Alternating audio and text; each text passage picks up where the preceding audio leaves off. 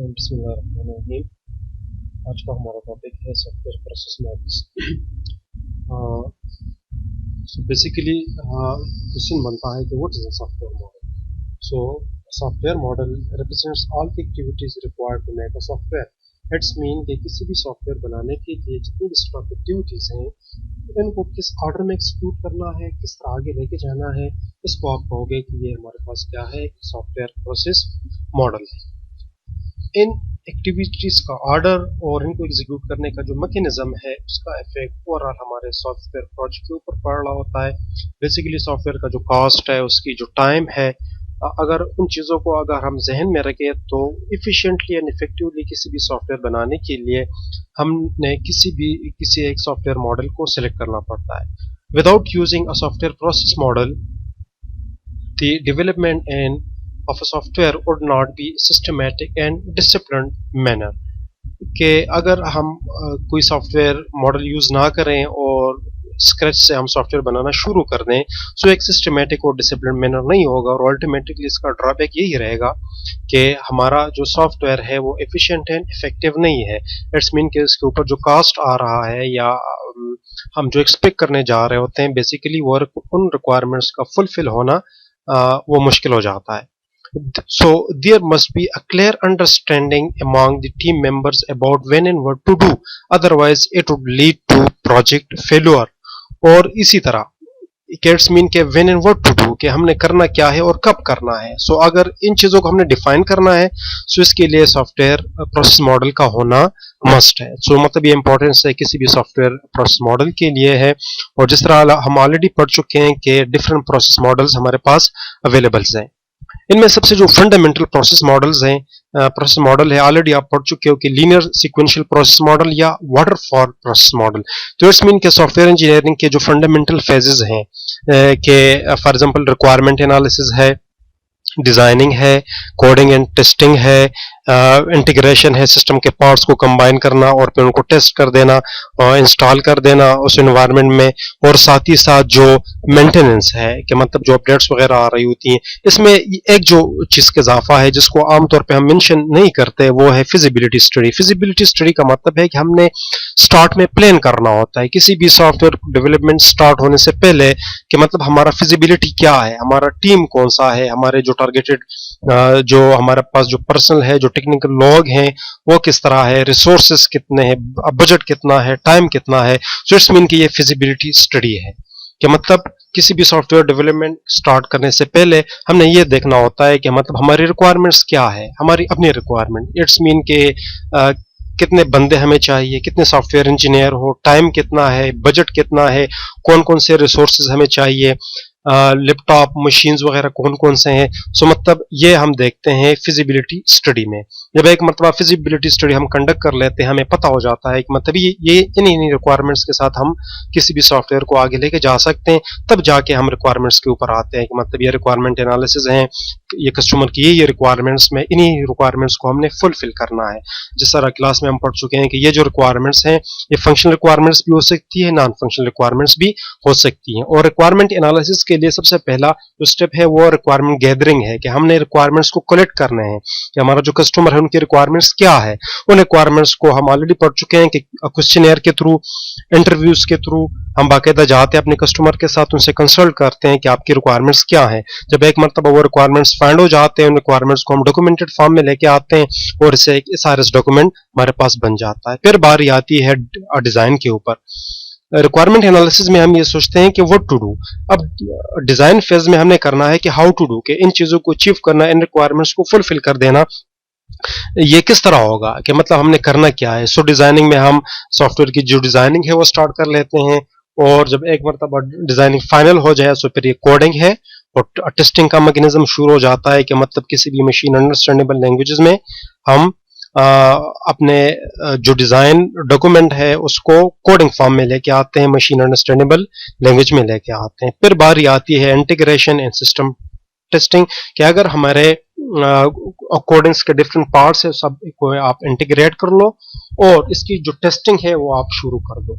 और फिर at the end हम जाके देखते हैं कि मेंटेनेंस में हमने क्या करना है कि जो टाइम के साथ साथ जो कस्टमर्स की रिक्वायरमेंट चेंज होती रहती है, उन रिक्वायरमेंट्स को अकोमोडेट करना, अपडेट्स वगैरह आना, मशीन का चेंज होना, विंडोज का चेंज होना, तो ये सारा कुछ हम देखते हैं मेंटेनेंस फेज में।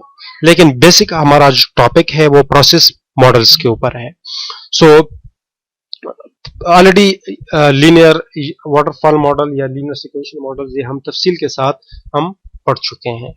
अच्छा भाई, so the waterfall model was the first process model to be introduced। जिस तरह ये बिल्कुल फंडामेंटल प्रोसेस मॉडल है, और in the waterfall process model approach the whole process of the software development is divided into separate phases। Already आप previous slide में देख चुके हैं कि वो सेपरेट फेजेस कौन कौन से हैं, कि फॉर एग्जाम्पल प्लान कर देना, रिक्वायरमेंट्स को गैदर कर लेना, फिर डिजाइन करना, फिर इम्प्लीमेंटेशन, टेस्टिंग और फिर maintenance. In a software process model each phase must be completed before the next phase can begin.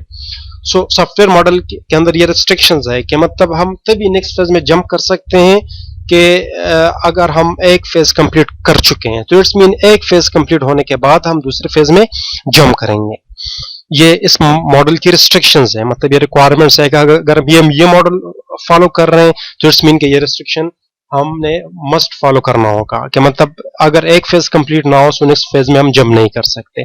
Similarly the waterfall process model illustrates the software development process in a linear sequential flow. It's mean कि जितने भी phases follow हो रहे हैं वो एक linear sequential manner में है, कि मतलब पहला फेज कंप्लीट होगा तब हम जाके नेक्स्ट फेज में जंप करेंगे। और यहाँ पे एक और इंपॉर्टेंट चीज है कि in this model the phases do not overlap. It's mean overlap का मतलब है कि मतलब एक ही टाइम पे आप मोर देन वन फेज के ऊपर काम नहीं कर सकते। इट्स मीन कि एक फेज का कंप्लीट होना सबसे पहले मस्ट है, अगर वो कंप्लीट हो जाता है तब हम जाके नेक्स्ट में मूव कर सकते हैं। एट द सेम टाइम हम मोर देन वन फेजेस के ऊपर काम नहीं कर सकते। सो मतलब ये लीनियर सीक्वेंशियल प्रोसेस मॉडल या वाटरफॉल प्रोसेस मॉडल की रिक्वायरमेंट्स हैं। फिर एप्लीकेशंस ऑफ प्रोसेस मॉडल, जिस तरह डिफरेंट प्रोसेस मॉडल्स हमारे पास अवेलेबल हैं और हर प्रोसेस मॉडल किसी खास एप्लीकेशन के लिए वो बेस्ट रहता है, कि for example waterfall process model किन एप्लीकेशंस में हम इसको फॉलो कर सकते हैं। So when the requirements are well documented, clear and fixed. जब हमारे पास कस्टमर की रिक्वायरमेंट्स हो, वेल डॉक्यूमेंटेड हो, वो क्लियर हो और फिक्स हो। ऐसा ना हो कि मतलब रिक्वायरमेंट्स बाद में आ रही हैं, वो चेंज होती रहती हैं, और जो रिक्वायरमेंट्स है वो क्लियर नहीं है, वो वेल डॉक्यूमेंटेड नहीं है। तो सो उन सूरतों में वाटरफॉल प्रोसेस मॉडल है वो बेस्ट कैंडिडेट नहीं होगा, बेस्ट अप्रोच नहीं होगा। और सिमिलरली आप देख सकते हैं कि when the project is short, इसी तरह अगर लॉन्गर प्रोजेक्ट्स हो, जो बड़े प्रोजेक्ट्स जो हैं आमतौर पे वहां पे कस्टमर की रिक्वायरमेंट्स वो क्लियर और फिक्स नहीं होती, सो उन सूरतों में इस प्रोसेस मॉडल को यूज करना वो फिजिबल या बेहतर नहीं रहेगा। सो ये इन्हीं सूरतों में बेस्ट है कि जब रिक्वायरमेंट्स वेल डॉक्यूमेंटेड हो, क्लियर हो, फिक्स हो और प्रोजेक्ट हमारे पास क्या हो, शॉर्ट हो। सो मतलब ये इसकी फीचर्स है कि मतलब इस प्रोसेस मॉडल्स को आपने कहां कहां पे यूज करना है। साथ ही साथ इस प्रोसेस मॉडल्स की जो एडवांटेजेस हैं, फॉर एग्जांपल सबसे पहला जो एडवांटेज है यही है कि ये एक सिंपल है and easy to understand and use. इसको समझना और इसको फॉलो करना, इसके ऊपर अमल करना क्या है वो बहुत ही सिंपल है। इसी तरह क्लियरली डिफाइंड स्टेजेस, इसके जो स्टेजेस है वो डिस्टिंक्ट है, वाज़ेह है और ये क्लियरली डिफाइंड है। एक फेज को कंप्लीट करेंगे तब आप नेक्स्ट पे जंप करोगे। ठीक, phases are processed and completed once at a time. और जिस तरह प्रीवियस हम कह चुके हैं कि मतलब आप तभी नेक्स्ट फेज पे जंप कर सकते हो जब एक फेज कंप्लीट हो जाए। एक ही टाइम पे आप more than one phases attempt नहीं कर सकते। इसी तरह इजी टू अरेंज टास्क, इस प्रोसेस मॉडल्स की ये खूबी है कि जितने भी टास्क हैं वो इजीली अरेंज हो जाते हैं, क्योंकि जितनी भी रिक्वायरमेंट्स है वो डिस्टिंक्ट है, वो वाज़ेह हैं, वो क्लियरली डिफाइंड है। सो इट्स मीन कि इनको अरेंज करना भी क्या हो जाता है, वो सिंपल हो जाता है। Similarly it works well for smaller projects, और ये छोटे छोटे प्रोजेक्ट्स के लिए क्या है, यह जबरदस्त है। अगर हमारे पास ये प्रोजेक्ट बहुत ही बड़ा हो तो ऑटोमेटिकली उस प्रोजेक्ट की जो रिक्वायरमेंट्स है वो वाज़ेह नहीं होंगी, वो फिक्स नहीं होंगी, तो उन सूरतों में हम इस प्रोजेक्ट को यूज नहीं कर सकते। अब इसके जो डिसएडवांटेजेस हैं कि किन किन सूरतों में आपने इस सॉफ्टवेयर प्रोसेस मॉडल को यूज नहीं करना है, या इस प्रोसेस मॉडल्स के जो डिसएडवांटेजेस वो क्या हो सकते हैं। सबसे पहला, for example, it can not accommodate changing requirements, कि अगर हम किसी ऐसे प्रोजेक्ट के ऊपर या सॉफ्टवेयर के ऊपर काम कर रहे हो कि उनकी जो रिक्वायरमेंट्स है वो टाइम के साथ साथ चेंज हो रही हैं। सो चेंजिंग रिक्वायरमेंट्स की सूरत में हम इस प्रोजेक्ट मॉडल को यूज नहीं करते, इसलिए यूज नहीं कर सकते क्योंकि इस प्रोसेस मॉडल की ये रेस्ट्रिक्शंस है कि आप एक फेज को कंप्लीट करोगे तभी जाके आप जंप कर सकते हो किसी नए फेज के ऊपर। No backtracking, it's mean कि अगर एक फेज के ऊपर हम काम कर रहे हैं तो प्रीवियस स्टेजेस पे हम जंप नहीं कर सकते, तो इसमें ये बैक ट्रैकिंग हमारे पास क्या है, अलाउ नहीं है। Poor model for long projects, और अगर प्रोजेक्ट बहुत ही बड़ा हो सो उन सूरतों में हम ये जो प्रोसेस मॉडल्स है एक पुअर है, इट्स मीन कि ये हमारे पास बेस्ट नहीं रहेगा क्योंकि लंबे जो प्रोजेक्ट्स होंगे उनकी रिक्वायरमेंट्स भी ज्यादा होंगी।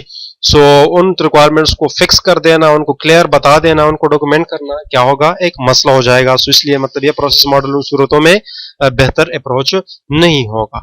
No working software is produced until late during the life cycle, और ये डिसएडवांटेज इस प्रोजेक्ट का, इस प्रोसेस मॉडल का, कि मतलब नो वर्किंग सॉफ्टवेयर प्रोड्यूस, तब तक फाइनल प्रोजेक्ट या सॉफ्टवेयर हमारे पास नहीं बनेगा जब तक सॉफ्टवेयर का जो लाइफ साइकिल है वो खत्म नहीं होगा। इट्स मीन के ए से लेकर जी तक जितने भी फेजेस हैं उन सब का मुकम्मल होना लाजिम है, इससे पहले आप एक एज अ सैंपल या वो जो हमारा जो सॉफ्टवेयर है वो जनरेट नहीं होगा। हाईली अमाउंट ऑफ रिस्क, इसमें रिस्क अमाउंट है क्योंकि हम हर एक फेजेस को इंडिविजुअली फॉलो कर रहे हैं और एट द एंड हम सिर्फ एक्सपेक्ट करते हैं कि हमारे पास प्रोजेक्ट बनेगा। अब अगर उस प्रोजेक्ट के अंदर कुछ लिमिटेशंस है या कुछ मसाइल हैं या वो रिक्वायरमेंट्स फिक्स नहीं है, वो पूरे नहीं हैं, सो ये हमारे पास एक रिस्क ही रहेगा कि मतलब हम एंड तक पहुंच भी गए हैं और हमारा जो सॉफ्टवेयर है वो बन भी गया है, लेकिन वो जो रिक्वायरमेंट्स हैं